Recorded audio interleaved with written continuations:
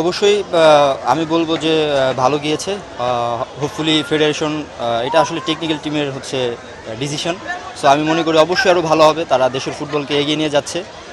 সাথে আমরাও চেষ্টা করতেছি যতটুকু পারতেছি। সো আশা করছি ভালো একটা কোচ আনবে, ফেডারেশন ভালো ডিসিশন নেবে এবং আমাদের দেশের জন্য অবভিয়াসলি ভালো হবে।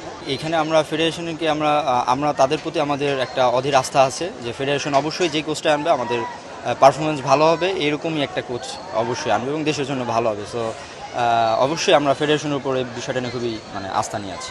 আমি যখন খেলা স্টার্ট করি আমি মূলত মামুন ভাইদের কি বলে ওনাদের হচ্ছে আমরা যখন ছোট তখন আর কি মামুন ভাইদের ফ্যান ছিলাম, আমরা এখনও ফ্যান আছি। মামুন ভাইদেরকে দেখে আমরা ফুটবলে আগ্রহী হয়েছি। আসলে খুব খারাপ লাগতেছে, কালকে মামুন ভাইয়ের প্রেস কনফারেন্স ছিল। আসলে এটা ফুটবল, একটা বয়সের পর সবারই রিটায়ার নিতে হবে। সো আশা করছি মামুন ভাইয়ের আগামী দিনগুলো ভালোভাবে যাবে। মামুন ভাইয়ের জন্য অনেক অনেক শুভেচ্ছা এবং শুভকামনা।